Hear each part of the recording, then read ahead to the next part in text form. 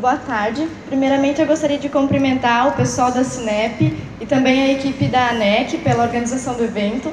Um evento grande, deve ter demandado bastante cuidado, bastante atenção na escolha dos palestrantes, então me sinto muito honrada pelo convite do Marcelo. E vamos lá. Eu vou ler, mas eu vou tentar ler mais pausadamente para que vocês possam me entender. Eu palestrei em Brasília no ano passado, que foi onde eu conheci o Marcelo, e tentando falar sem o papel, eu acabei esquecendo um monte de coisas. Então aqui eu vou tentar ler e não ser chata. Se eu for chata, vocês me perdoem, porque eu tenho só 20 e poucos aninhos, tá?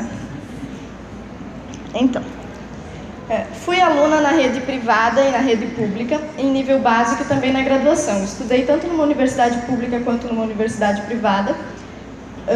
Fiz 2 graduações, uma em cada uma dessas instituições. Fiz um mestrado numa universidade pública na época da escola, estudei numa escola particular. E agora eu leciono tanto na iniciativa privada quanto na escola pública. Mesmo com tão pouca idade, eu tenho acumulado algumas experiências negativas e que hoje vão fazer algum sentido.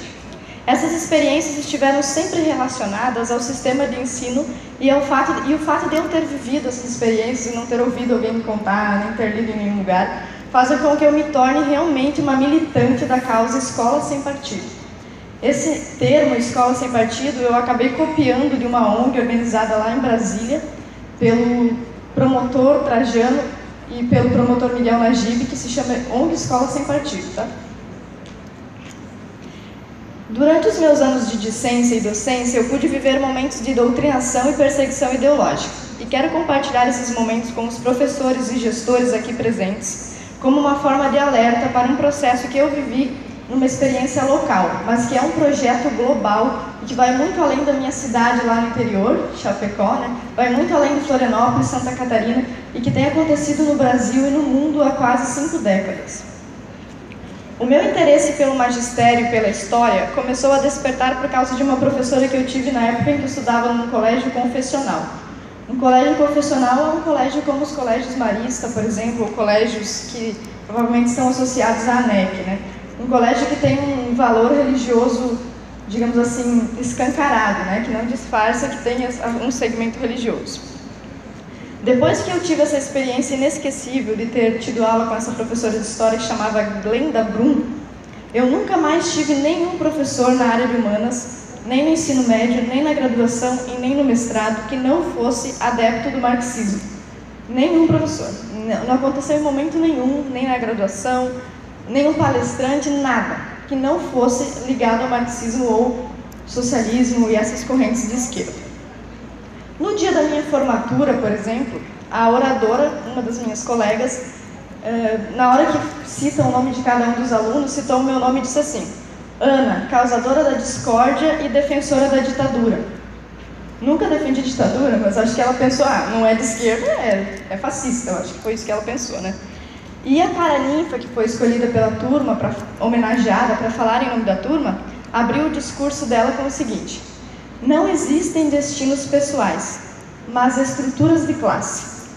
Quem conhece as teorias e as vertentes marxistas, socialistas, sabe que essa frase aqui é a perfeita descrição do marxismo, né?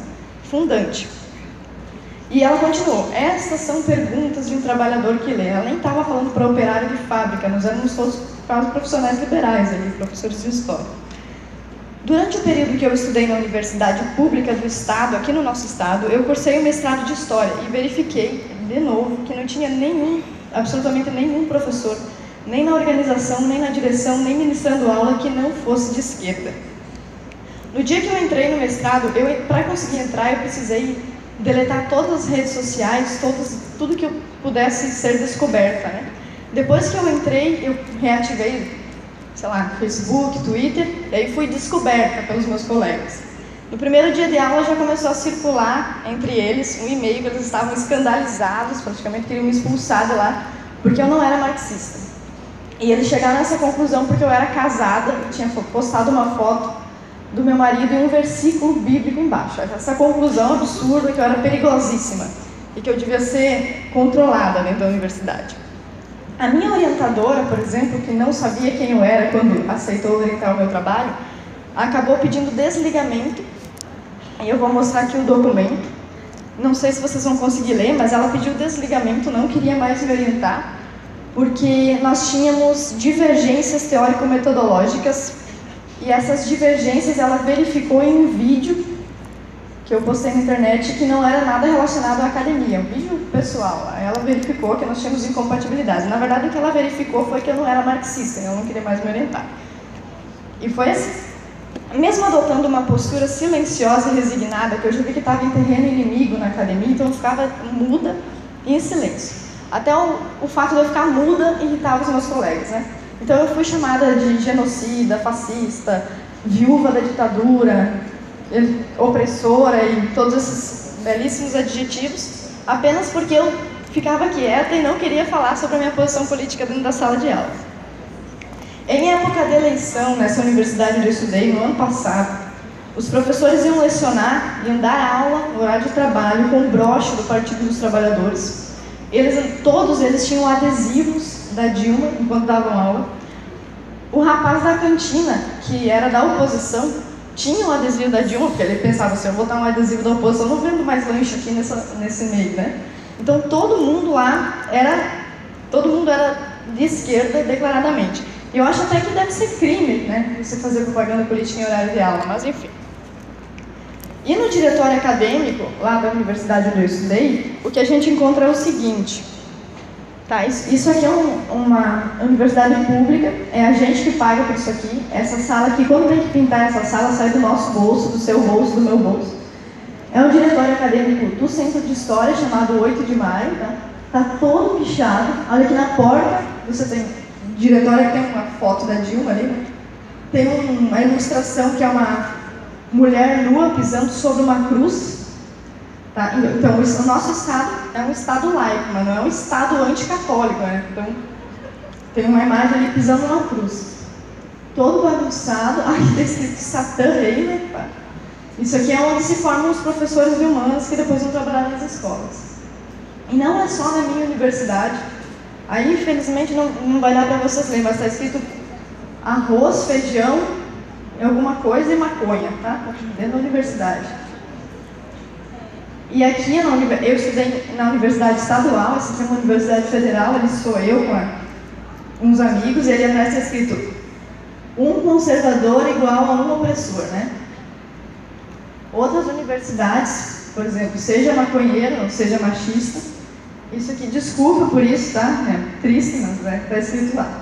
Essa universidade federal na UFMG. Muitos de vocês poderiam estar, eu vou tirar isso aqui, ficou bom, né? Muitos de vocês estariam pensando que isso não passa de liberdade de expressão e que criticar esses tipos de processos poderia ser uma tentativa de repressão, uma tentativa de ditadura ou de controlar a opinião alheia. Só que essa impressão é falsa. Seria liberdade se esses jovens, esses meus colegas e professores, eles estivessem fazendo escolhas conscientes. Se eles estivessem cientes e tivessem essas escolhas, tá? Mas o que a gente está vendo e percebendo aqui no Brasil é que os cursos de humanas apresentam apenas uma via única. Só tem uma alternativa quando você entra no curso. Quando eu ingressei no curso de História, eu tinha 40 colegas, 39 colegas, das diversas religiões. Tinha budista, espírita, evangélico, católico, ateu. Tinha de esquerda, centro-esquerda, socialista, trotskista, de direita. Tinha todos os tipos de posições que vocês podem imaginar. No dia da formatura, só tinha esquerdista. Só tinha eu, que não era esquerdista e que, portanto, fui acusada no dia da formatura de ser viúva da ditadura, de ser amante da ditadura. O que não é verdade, mas só para vocês verem como isso chamou a atenção dos meus colegas. Tipo, só ela não virou de esquerda. Então, se todo mundo está virando de esquerda, provavelmente não está sendo uma opção, né? Eles não estão tendo essa opção. E você vê que na academia você é intimidado. Porque quando você vai escrever um trabalho sobre determinado tema, você é orientado a pesquisar os teóricos esquerdistas, socialistas. E se você escolhe um teórico mais conservador, até um teórico consagrado, mas mais conservador, o seu trabalho não vai passar. Se você resolver fazer um trabalho usando Paulo Mercadante, o pessoal não vai gostar, sua nota vai descer ou você vai ter que se explicar lá muito mais do que se você tivesse escolhido qualquer um, como por exemplo o Eric Hobsbawm. A doutrinação política Partidária e ideológica consiste em induzir os alunos a uma forma de pensamento que combine com os interesses de determinado partido ou posição política. O sociólogo e jornalista, doutor pela Universidade Federal de Goiás, José Maria Silva, define a doutrinação da seguinte forma: doutrinação é utilizar o ensino para veicular propaganda partidária, ensinar com base em uma doutrina como se fosse a única possível, ensinar como científico aquilo que não é, falsificar os fatos favoráveis à sua doutrina e pregar o ódio por meio do ensino. Essa é a definição de doutrinação para o sociólogo José Maria. É possível encontrar doutrinação tanto para as visões políticas de esquerda quanto para as de direita. Com certeza, isso aqui com certeza existe. Não é o caso das escolas confessionais. A gente tem que abrir um parênteses aqui para a iniciativa privada, quando a gente vai falar de uma escola como os Colégios Maristas São Francisco ou qualquer escola católica. Essa escola, a iniciativa privada, tem o direito de ensinar os alunos com base em uma religião, sendo que o pai sabe disso, né?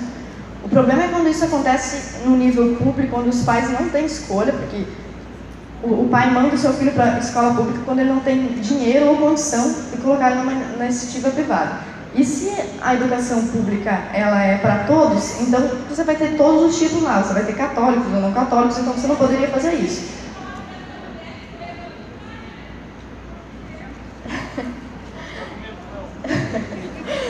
Eu acho que ela estudou na mesma universidade que eu, não gosto de mim. É possível encontrar doutrinação tanto nas visões políticas de direita quanto de esquerda. Não são apenas impressões, há dados que comprovam isso. Tá? Vamos ver alguns aqui. O mundo é majoritariamente capitalista das portas para fora, mas na universidade impera o socialismo. O banco digital de teses, de dissertações do CNPq, que é o CNPq é quem financia, junto com a CAPES, quem financia os trabalhos que são apresentados na universidade. O CNPq contabiliza 697 trabalhos que citam Karl Marx na área da educação, contra apenas 27 que se referem a Adam Smith, que seria o concorrente ideológico. Tá? Então, observe esses números. 650 contra 20, né? Quase 700 contra 30, é absurdo. Contabilizando os demais autores de esquerda, a cifra chega aos milhares. Foucault, por exemplo, aparece 1.640 vezes. Bourdieu aparece 860 vezes. Paulo Freire aparece 764 vezes. E já no banco de teses da CAP, o órgão que coordena a pós-graduação no país, há 110 teses sobre Marx defendidas só na área da educação. A hegemonia da esquerda no pensamento acadêmico tem graves consequências, começando pela completa politização do ensino. Os professores se sentem ofendidos, eu tenho certeza que os professores se sentem ofendidos quando você diz para ele: olha, professor, você foi manobrado na sua infância, quando você estava estudando, e agora você está servindo para manobrar os seus alunos. Ele se ofende. É normal a pessoa se ofender, porque você passou, estudou, fez graduação, pós-graduação, mestrado, e você percebe, e vem alguém aqui e diz que você não é livre, que você foi manipulado o tempo todo. A pessoa vai se irritar, com certeza. Vai se ofender, vai levantar, vai querer ir embora. Isso é normal. Isso acontece para provar que essa luta contra a doutrinação ela é muito complexa, porque aquele professor que ao mesmo tempo é usado... O mesmo professor que é usado para manipular o aluno, ele também foi vítima em algum momento, certo? Ele pode ter sido no nível básico ou na pós-graduação mesmo. Quando eu comecei a lecionar na escola pública, eu fui convidada pela direção da escola a participar da criação da proposta curricular. Tá? A proposta curricular, ela pretende, conforme diz o próprio governo assinala isso, nortear a prática pedagógica dos educadores. Mas em algumas escolas acabou se tornando peso de lei essa proposta. Olha como é que essa proposta estava sendo discutida lá na minha cidade, tá?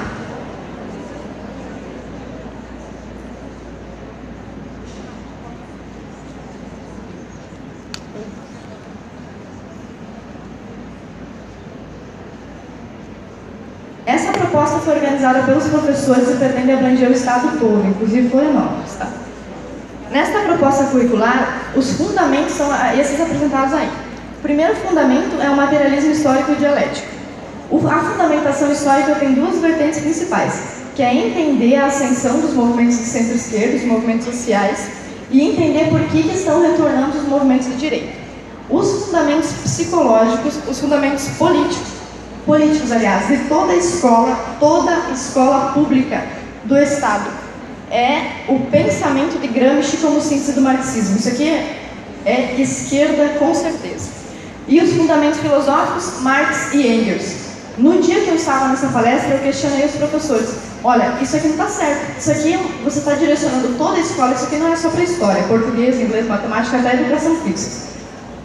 Vocês estão direcionando toda a escola para a esquerda, isso aqui não está certo, porque o pai do aluno, por exemplo, pode não querer. O pai do aluno votou no Aécio Neves e é de direito. Ele não quer que o filho dele seja ensinado assim. Os professores que estavam lá me responderam que os pais não têm nada a ver com a educação, que pai não tem que dar palpite na educação do filho, que quem manda ali eram eles. Como eu achei aquilo muito absurdo, eu fiz uma denúncia que foi parar na Assembleia Legislativa no dia 13 de março do ano passado. A denúncia foi apresentada pelo deputado Kennedy Nunes, do PSD, e foi debatida entre ele apresentou a minha denúncia, no caso que estava gravada em forma de vídeo, e foi rebatida pela deputada petista Luciane Carminati. A deputada Luciane Carminati, ela afirmou o seguinte, depois que ela ouviu a minha história sobre esse evento. Primeira coisa que ela disse: não há problema nenhum em basear todo o sistema de ensino em Gramsci, e que a proposta curricular tem um viés marxista, sim, não sou eu que estou dizendo, deputada petista que ajudou a incentivar essa proposta, não sou eu que estou dizendo isso aqui. 2, que os que estavam presentes lá no dia dessa proposta, estavam certíssimos em reprimir a participação da família, posto que ela mesma, a deputada Carminati, sendo mãe, nunca foi à escola pública onde a filha estuda saber o que ela está aprendendo. 3, que a educação de qualidade deve ser baseada no saber popular e não no saber científico. 4, que os professores que estavam debatendo tal proposta estão perdidos e confusos, sim. Foi ela que disse isso aqui, não sou eu que estou dizendo.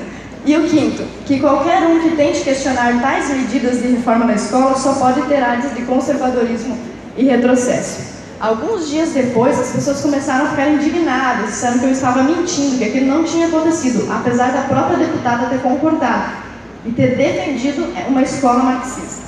Então, o coordenador, o secretário da Educação do nosso estado, Eduardo Deschamps, deu um pronunciamento na Assembleia Legislativa que dizia o seguinte: nós identificamos sim o problema que acabou levando à denúncia e já fizemos um trabalho em âmbito local para que os excessos que foram cometidos possam ser corrigidos. Ou seja, isso aqui aconteceu mesmo. A princípio eu até fui desacreditada porque era muito absurdo, mas com a palavra do secretário de Educação ficou claro que com certeza é assim que aconteceu mesmo. Quando a gente usa o termo doutrinação, a gente está usando até um termo errado, mas aqui é o termo que acabou se consagrando nessa área. Doutrinação seria o seguinte: chamar os alunos aqui, e agora vamos chamar um padre, ou vamos chamar um militar aqui, e vamos doutrinar os alunos nisso aqui, claro, explícito. Se eu fizer isso, os alunos podem levantar e dizer: não, essa doutrina que você está usando eu não quero, eu rejeito isso aqui, não quero ser católico, não quero ser fascista, levanta e vai embora. Isso pode acontecer. Mas o que está acontecendo hoje já nem é mais o caso de doutrinação, é um caso de subversão, porque não é explícito. O aluno não tem a chance de se defender daquilo, porque ele não está sendo dito para ele que isso está acontecendo. E esse fenômeno que não está sendo dito para ele também está acontecendo em outros lugares do mundo, no Brasil há 3 décadas, e desde a redemocratização e até na época da ditadura, seus primeiros passos, e no resto do mundo há praticamente 5 décadas. Tá? Tem um livro de um pesquisador chamado Pascal Bernardin, francês, que se chama Maquiavel Pedagogo. Maquiavel Pedagogo fala sobre esse processo, usando os arquivos, os documentos da Unesco, da ONU, etc. Quando eu estou falando isso daqui, as pessoas se revoltam, né? Mandam embora, cala a boca, não sabe o que está falando. Tá? Então, nesses casos, porque é surreal, né? Quando você ouve um negócio desse, você pensa, é a teoria da conspiração, tá? Essa maluca veio da Lua e fala besteira para nós. É a teoria da conspiração. Mas esse livro do Pascal Bernardin, por exemplo, ele reúne os documentos, não é meu documento, não é documento do PT, não é proposta curricular, é os documentos da ONU e da Unesco que próprio nesse processo, tá? Por exemplo, entre um dos documentos que ele reúne da Unesco, tem um documento chamado A Modificação das Atitudes. Você não modifica a atitude de alguém, ou você não tem um projeto de engenharia social escancarado. Isso aí tem que ser um processo sutil, que vai entrando na cabeça da pessoa, E as primeiras partes desse livro explicam várias técnicas de manipulação psicológica que podem ser aplicadas com os alunos. E depois mostra os documentos da ONU e da Unesco incentivando os professores em todo o mundo a usarem essas técnicas, tá? Um dos trechos do livro diz o seguinte: a Unesco isso aqui é um documento da própria Unesco, tá? A Unesco já há tempos considera a importância que tem o estudo da modificação das atitudes para as atividades educativas. Isso aqui, o primeiro sinal disso aqui é quando o professor deixou de ser professor e virou educador, tá? Porque quem educa é o pai e a mãe, né? E o professor deveria passar a lição, instruir, ensinar a escrever, a ler. E, com certeza, se for uma escola convencional, ou se você tiver problemas de bullying, de racismo, aí sim, o professor vai intervir. Mas só, por exemplo, a questão de você usar o termo educação já modifica muita coisa. Existem países em que não existe Ministério da Educação. Existe Ministério da Instrução, Ministério do Ensino, que são coisas diferentes. Inclusive, eu trouxe aqui para o Marcelo, que ele vai sortear depois para vocês, alguns volumes do livro do filósofo Armindo Moreira, que se chama Professor Não é Educador, que vai tocar nessa questão sobre quem tem que educar e quem tem que ensinar, tá? Continuando. Para tanto, ou seja, para esse processo que a Unesco está dizendo, que eu estou dizendo que a Unesco está dizendo que está fazendo, e que muitas pessoas não estão acreditando, para tanto, faz-se necessário apelar ao auxílio dos políticos, dos líderes comunitários, emissores de rádio, imprensa local e outros formadores de opinião, a fim de provocar mudanças na comunidade inteira. Os teóricos modernos da educação compreenderam que a transmissão de informações, que é aquilo que o professor deveria fazer, ensinar a ler, fórmula de Bhaskara, tabela periódica, por si não é suficiente. Não é suficiente para quê? Para que não é suficiente? Para o aluno aprender? Não, não é suficiente para a mudança das atitudes. Lembrando que o nome desse documento é A Modificação das Atitudes. Para que se atinjam os objetivos da educação, esses objetivos de reforma psicológica na cabeça dos alunos, mas que a totalidade da personalidade e a situação de grupo inerente ao processo de aprendizagem possuem uma importância capital. Ou seja, para as organizações que estão promovendo esse processo que nós chamamos de doutrinação, os grupos escolares, os colegas e os professores são ao mesmo tempo vítimas e armas. Mas quem que é o maior inimigo desse processo?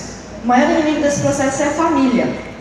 Porque a criança vem para a escola com os valores que ela aprendeu na família. Então ali você tem várias crianças. Quanto mais tempo você afastar a criança da família, mais você vai transformar aquele grupo de 40 alunos na mesma coisa. Eles vão ser iguais. Então você vai ali dizer que está transformando o aluno num ser humano crítico e ele sai de lá todos iguais. Os 40 saem iguais. Por quê? Porque você afastou eles do único fator de identidade e diferença que eles tinham, que era a própria casa.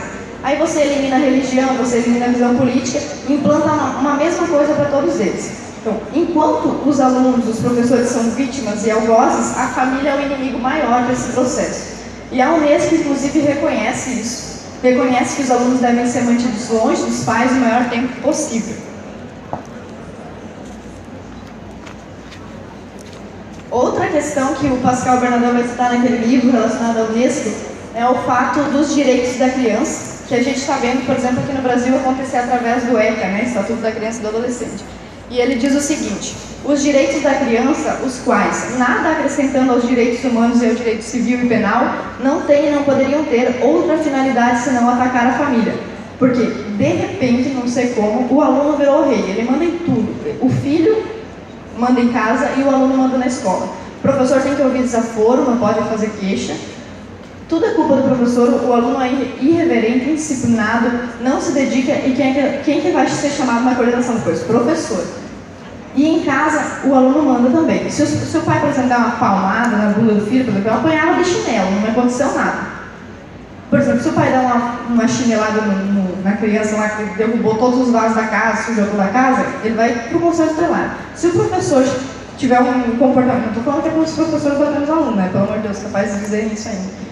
Mas se o professor estiver responsabilizando o aluno por aquilo que é da sua responsabilidade, ele também vai ser mal visto. Então, a criança se transforma no rei em todos os lugares, e assim você acaba desestruturando a família.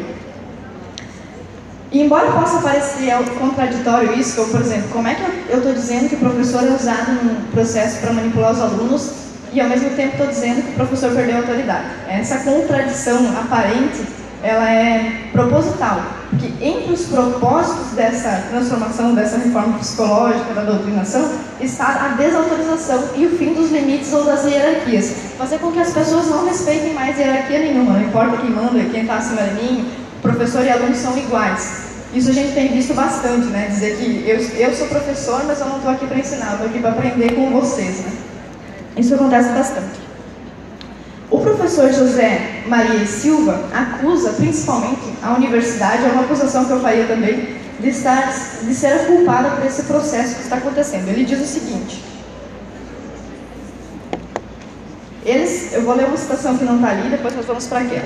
Eles criaram na pós-graduação e nas universidades uma ciência esotérica e inútil, mas paradoxalmente militante, cujo principal propósito não é o ensino, mas a manipulação. E as primeiras vítimas dessa educação malsã são os professores da escola básica, que são tratados com evidente menosprezo nas dissertações e nas teses da academia. O sujeito foi lá, fez pós-doc, tem 1 milhão de títulos lá em casa, e ele vem na escola, nunca entrou numa sala de aula e começa a dissertar sobre o que o professor tem que fazer, e o jeito que o professor tem que dar aula. Nunca pisou lá dentro, não sabe nem como é. O sociólogo Silva continua dizendo o seguinte, paradoxalmente, essa universidade que se protege atrás de uma hierárquica barreira de títulos é a mesma universidade que despe o professor da escola básica de qualquer autoridade institucional e o obriga a se apresentar como um igual, ou até um inferior diante dos seus alunos. Hoje, nas escolas públicas, e provavelmente nas privadas também, a inversão de valores é tanto que já não é o professor quem avalia o aluno, mas o aluno que avalia o professor.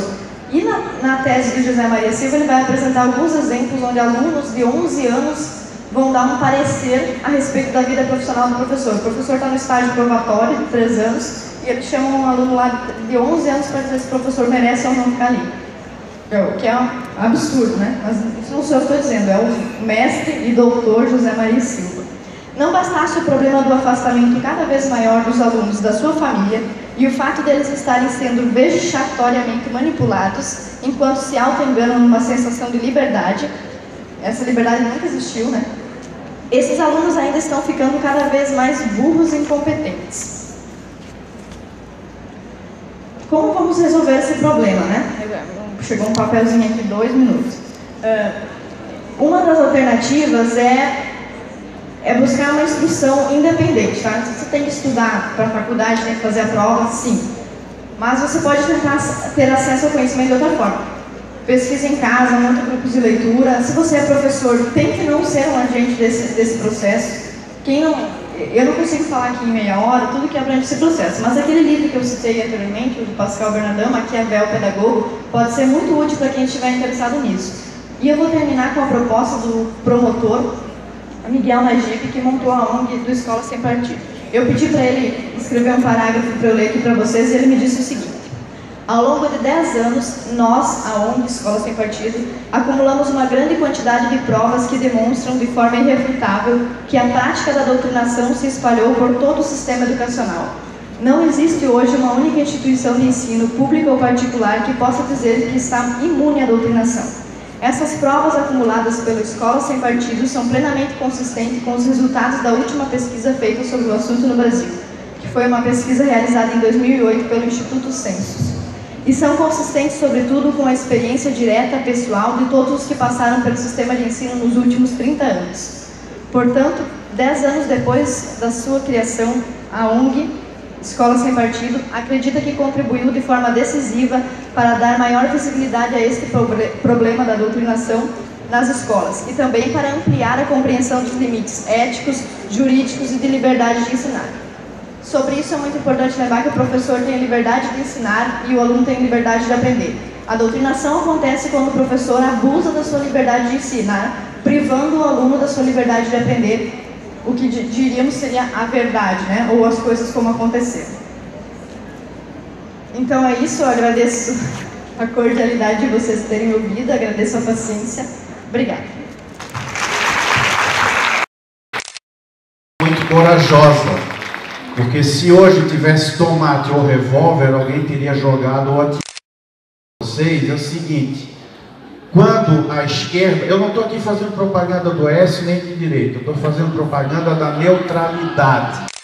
No dia a dia, as pessoas que gostam de pensar diferente, que de repente são até a maioria, não se manifestam. Já tem um pensador que diz que o pior de tudo é o silêncio dos que discordam. Porque os que têm alguma posição mais forte se manifestam muito, né? Então é muito comum as pessoas que ou são neutras ou têm uma posição diferente, que escutem uma palestra de esquerda e tudo bem, não concordo, vamos embora. Só que quando a situação é inversa, sobra tomate. Você é coxinha, você não pode falar, que alguém se levante e berra. Agora, quando alguém de esquerda se manifesta, é só aplauso. Então nós, professores, temos que tomar cuidado. Nós podemos, em nossa sala de aula, ter um aluno de esquerda, temos que respeitá-lo. Assim como o de direita a gente tem que botar para a rua. É isso que tem que fazer? Tá. Não. Deixa ela falar. Quantos minutos? Quantos minutos? Não deixa. Deixa ou não deixa? Não? Não? Então tá bom. Cadê o...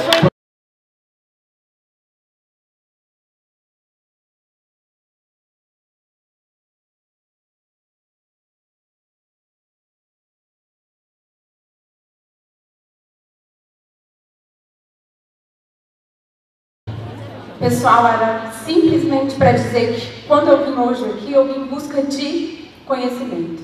Para a minha área pedagógica, para as minhas aulas, tivemos uma palestra maravilhosa, me emocionei, aprendi, mas de repente acredito que a convulsão acabou me incomodando de alguma maneira, vocês devem ter percebido, porque eu não vim aqui hoje para fazer uma discussão de posicionamento político. E temos todo um processo histórico que nós precisamos passar para os nossos alunos assim de maneira imparcial, sim. Sou professora da área de humanas, tive uma formação marxista sim, mas isso não me obriga a dar uma aula marxista. Então eu queria simplesmente me manifestar. Eu sei que me orientaram a fazer por escrito, eu sei que eu tenho esse direito de fazer, mas eu prefiro fazer publicamente porque acho que talvez tenha um significado maior. Que significado é esse? De dizer que eu posso me posicionar assim em nome dessa democracia que foi instituída, respeito essa democracia, aprecio,